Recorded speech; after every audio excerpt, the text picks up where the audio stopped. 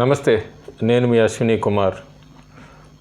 ఎప్పుడు చూస్తూనే ఉన్నాం మనం బీజేపీ పార్టీ అనే విషయం దక్షిణాదిన ముఖ్యంగా కూడా ఎలక్ట్రానిక్ మీడియా, ప్రింట్ మీడియానే కాకుండా ఈ పోల్ స్ట్రాటజీస్ కూడా చాలా క్యాలిక్యులేషన్స్లు ఎప్పుడు తప్పుతూనే ఉంటాయి. మామూలుగానే దక్షిణాదిన ఏ పార్టీకి సంబంధించినవైనా కూడా పోల్ స్ట్రాటజీస్ చాలా మారుతూ ఉంటాయి.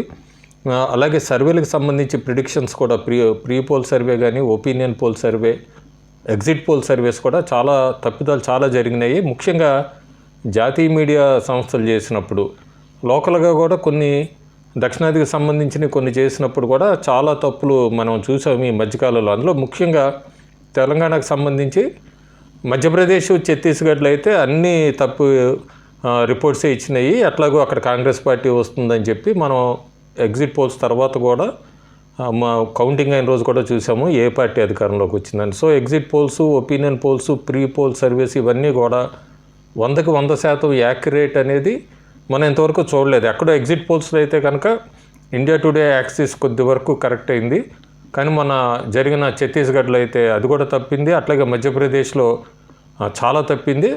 సో ఫైనల్గా ఏంటంటే polls, opinion polls, exit polls ముఖ్యంగా నేషనల్ మీడియా చేసినప్పుడు 100% కరెక్ట్ అవుతున్నాయి అన్నది అవ్వట్లేదు అన్నది మనకు ప్రూవ్ అయింది. ఇంకా ఇప్పుడు టాపిక్ ఏంటంటే తెలంగాణకు సంబంధించి, తెలంగాణలో మళ్ళీ అప్పుడే బీజేపీని ఎప్పుడు డౌన్ ప్లే చేసుకుంటూ వచ్చినాయి సర్వేలకు సంబంధించినవి కానీ, మీడియా కానీ. అట్లాగే మళ్ళీ 2024 లోక్సభ ఎన్నికలకు ముందే అదే స్ట్రాటజీ ఉపయోగిస్తున్నట్టుగా ఉన్నారు సర్వే ఏజెన్సీస్. వాళ్ళు వేరే పార్టీలకి కొన్ని ఆల్రెడీ టైఅప్ అయినట్టుగా ఉన్నాయి, కొన్ని కాబోతున్నట్టుగా ఉన్నాయి. అందుకోసం అని చెప్పి ముందు నుంచే ఒక పార్టీకి హైప్ అంటూ క్రియేట్ చేయడం మొదలుపెట్టినాయి. మన అసెంబ్లీ ఎన్నికల్లో లాగే ఏబీపీ సీ ఓటర్ సర్వే తెలంగాణలో లోక్సభ ఎన్నికల గురించి ఒక సర్వే చేశారు. నేషనల్ మొత్తం చేశారు, ఇండియా మొత్తం ఇస్తూ ఏ రాష్ట్రాల్లో ఎన్నెన్ని వస్తాయి, ఎవరికి ఏ పార్టీకి ఎన్ని సీట్లు వస్తాయని అన్నీ ఇచ్చారు. కానీ నేను తెలంగాణ గురించి మాట్లాడతాను. తెలంగాణలో ఏబీపీ సీ ఓటర్ మిగతా పార్టీలు పక్క పెడితే బీజేపీకి 1 నుంచి 3 స్థానాలు వస్తాయి పార్లమెంట్ అన్నారు.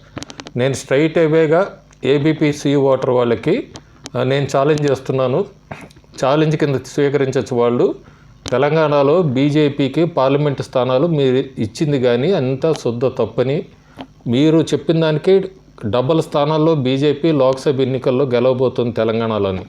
వాళ్ళు కనుక ఈ సభలను స్వీకరిస్తున్నారంటే కనుక డైరెక్ట్ నా ట్విట్టర్ ఐడి ఉంది, అట్లాగే నా యూట్యూబ్లో కూడా కామెంట్స్లో ఎవరైనా ముందుకు వస్తే పెట్టచ్చు వాళ్ళ తరఫున. నేను పర్టికులర్గా బీజేపీకి తెలంగాణలో చాలా సర్వేలు చేశాను, కాకపోతే అసెంబ్లీలో కూడా తప్పు అయినాయి నావి. కాకపోతే ఆ తప్పుకి చాలా రీజన్స్ ఉన్నాయి, అవన్నీ కూడా కొన్ని ఛానల్లో పెట్టాను, కొన్ని పెట్టకూడదు కాబట్టి పర్సనల్ వేరే పార్టీలు వాళ్ళ ఇన్వాల్వ్మెంట్ ఉంది కాబట్టి పెట్టలేదు. లోకసభ స్థానాలకు మాత్రం ఏబీపీ సీ ఓటర్ డిసెంబర్లో రిలీజ్ చేసిన తెలంగాణ పార్లమెంట్ బీజేపీ ఎన్ని స్థానాలు గెలుచుకుంటుందా అనేది అయితే మాత్రం టోటల్గా రాంగు. అది ఈరోజే నేను వాళ్ళకి ఛాలెంజ్ కింద విసురుతున్నాను. బీజేపీ మీరిచ్చిన 1 నుంచి 3 స్థానాలు అనేది మీరిచ్చిన సర్వే ఫేక్ అని చెప్పి నేను ఓపెన్గా ఛాలెంజ్ చేస్తున్నాను. వాళ్ళు ఎవరైనా కనుక రెడీ అంటే కనుక నాకు రెస్పాన్స్ ఇవ్వచ్చు, లేదా కామెంట్స్ రూపేణా పెట్టచ్చు. ఇంకా బీజేపీ విషయానికి వస్తే తెలంగాణలో నా అంచనా ప్రకారం ఈ రోజుకి 6 నుంచి 7 స్థానాలు కంఫర్ట్గా గెలుచుకుంటారు. మిగిలిందంతా కూడా వాళ్ళ ప్రచారం దాన్ని బట్టి ఉంటుంది. అట్లాగే ఇంటర్నల్గా ఏమన్నా ఉన్నా కూడా అవన్నీ సమస్యపోతే ఇంకా ఎక్కువ స్థానాలు గెలుచుకుంటారు. కాంగ్రెస్ పార్టీకి ఎడ్జ్ ఉంది, ఎక్కువ స్థానాలు గెలుచుకున్నట్టు. బీజేపీకి కూడా ఉంది. బీఆర్ఎస్ మాత్రం 3rd ప్లేస్లో ఉంటుంది. ఎంఐఎం ఎప్పుడు వాళ్ళు గెలుచుకునే ఓల్డ్ సిటీ 1 సీట్ హైదరాబాద్ది వాళ్ళకే ఉంటుంది. ఇక్కడ మాత్రం ఏబీపీ సీ ఓటర్ది 1 నుంచి 3 అనేదాన్ని నేను పూర్తిగా కొట్టుబారేస్తున్నాను, ఓపెన్గా ఛాలెంజ్ చేస్తున్నాను. దాన్ని వాళ్ళ కింద కామెంట్స్ రూపేణా వాళ్ళు రెడీ అంటే కనుక నాకు కామెంట్ చేయొచ్చు. I'm ready to face it. Thank you.